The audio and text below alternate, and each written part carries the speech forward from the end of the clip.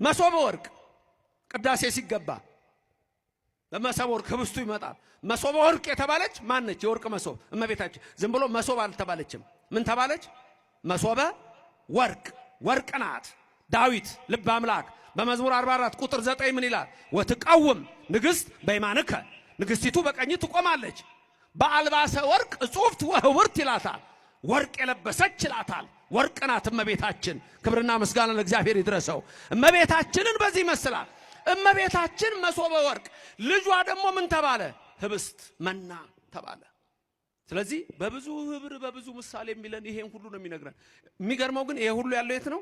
በኢትዮጵያ ኦርቶዶክስ ተዋሕዶ ቤተክርስቲያን። ምክንያቱም ጽና ሌላ ቸርች ብትሄዱ አታገኙትም፣ በእኛ ነው ያለው። እግዚአብሔር ስሙ የተመሰገነ ይሁንልን። በሰማይ አለ፣ በመጽሐፍ ቅዱስ አለ፣ በእኛ አለ።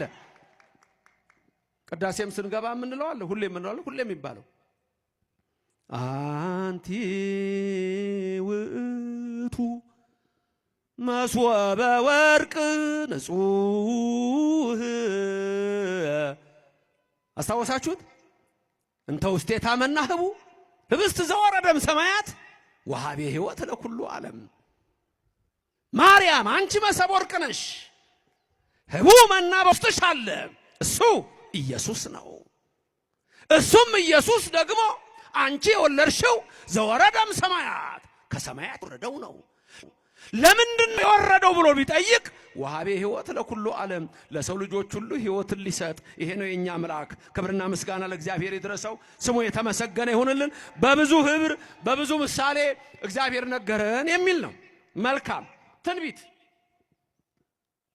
ትንቢት ከተነገሩ ትንቢቶች መካከል ጽጌ አስተራየ በውስተ ምድርነ፣ ጽጌ ኢየሱስ ነው።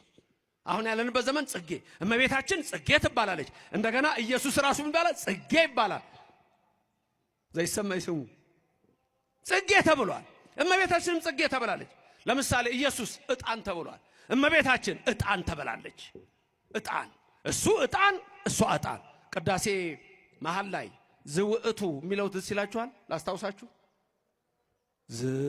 ዝውእቱ ጊዜ ባርኮት ወዝውእቱ የሚል ታስቀድሳላችሁ አይደል?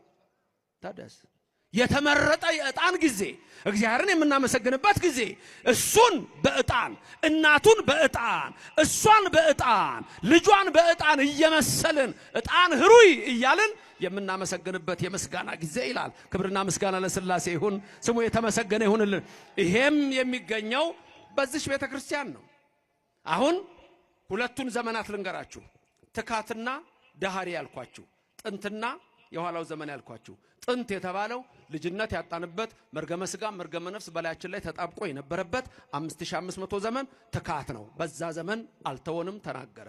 ዳሃሪ የሚለው ከዛ በኋላ መጥቶ ወደ ሐሪስ ብሎ መዋዕል ነገረነ በወልዱ ብሎ ሲያመጣ ዳሃሪ የሚለው ደግሞ ልጅነት ያገኘንበት፣ ጥምቀት ያገኘንበት፣ ስጋው ደሙ ያገኘንበት፣ መርገመ ሥጋ መርገመ ነፍስ የጠፋበት፣ ድንግል ማርያም ልጇን ወዳጇ የወለደችበት ያ ዘመን ደግሞ